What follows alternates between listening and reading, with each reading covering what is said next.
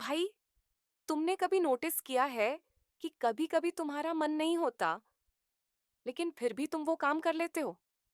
जैसे तुमने सोचा था कि सिर्फ विंडो शॉपिंग करोगे, लेकिन बिना सोचे समझे 3 नए कपड़े लेकर आ जाते हो। या तुमने प्लान किया था कि बस 5 मिनट सोशल मीडिया चेक करोगे, लेकिन 2 घंटे वेस्ट कर देते हो। ये सब तुम्हारी मर्जी से नहीं होता। ये होता है डार्क साइकोलॉजी का खेल, जो तुम्हें बिना बताए तुम्हारा डिसीजन कंट्रोल कर लेता है। आज मैं तुम्हें सिखाऊंगा डार्क साइकोलॉजी सीक्रेट्स के वो टेक्निक्स जो लोग तुम्हारे ऊपर इस्तेमाल करते हैं।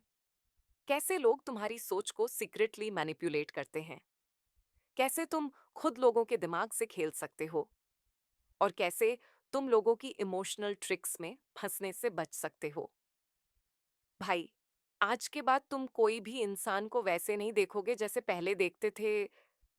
जैसे वो तुम्हारे जेस्चर्स कॉपी करता है, तुम्हारी बात का सेम टोन में रिप्लाई करता है। ये होता है मिररिंग टेक्निक का इफेक्ट।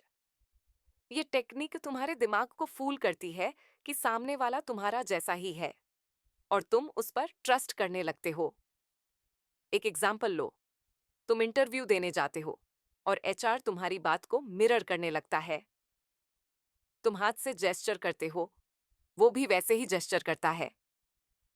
तुम धीरे बोलते हो, वो भी तुम्हारी तरह धीरे बोलने लगता है। रिजल्ट क्या होता है? तुम्हारा दिमाग उसे अपना बनाकर ट्रस्ट कर लेता है, और तुम उसकी बात को बिना सोचे समझे मान लेते हो। जब तुम चाहते हो कि कोई इंसान तुमसे इमोशनली कनेक्ट हो जाए, तब तुम उसकी बॉडी लैंग्वेज, बोलने का तरीका मिरर करो। तुम देखोगे कि उसका ट्रस्ट लेवल इंस्टेंटली बढ़ने लगता है। चैप्टर 2, गिल्ट ट्रिपिंग, तुम्हारा दिमाग तुम्हारे खिलाफ।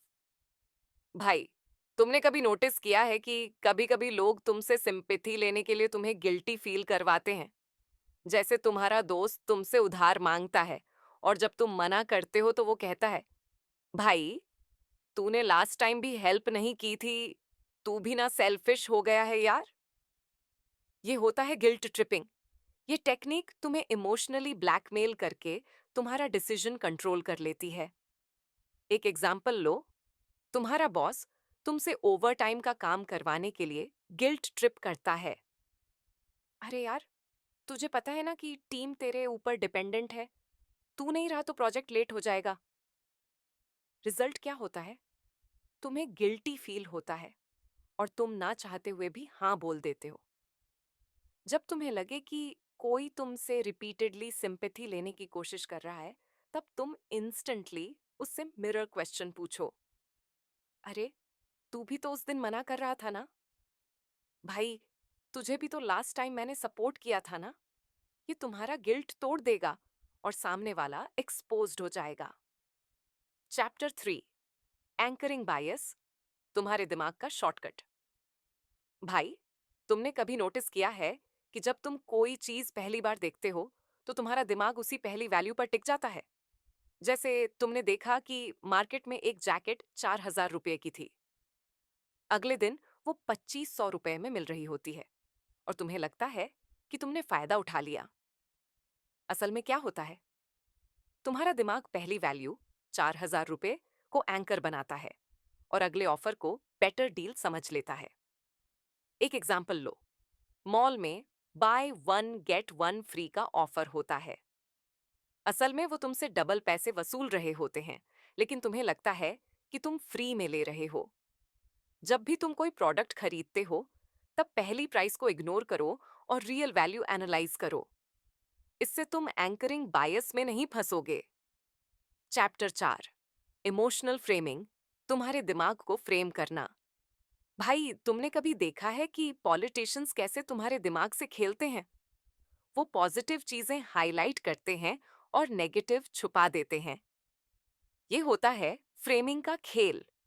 जब तुम्हारे दिमाग को पॉजिटिव या नेगेटिव फ्रेम में दिखाया जाता है, तो तुम्हारे डिसीजंस चेंज हो जाते हैं। लोग तुम्हारे दिमाग से खेलते हैं, तुम भी समझदारी से देखो। चैप्टर 5, डार्क साइकोलॉजी सीक्रेट्स, तुम्हारे दिमाग का कंट्रोल।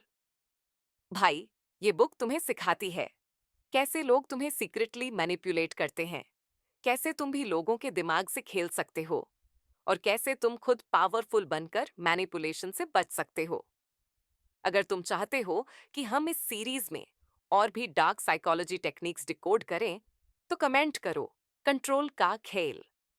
और बिसी, वीडियो पसंद आई हो तो लाइक और शेयर जरूर करना। ग्रोथ माइंडसेट पर हर हफ्ते ऐसे ही पावरफुल, दिमाग हिला देने वाले वीडियोस मिलते रहेंगे। Blast of.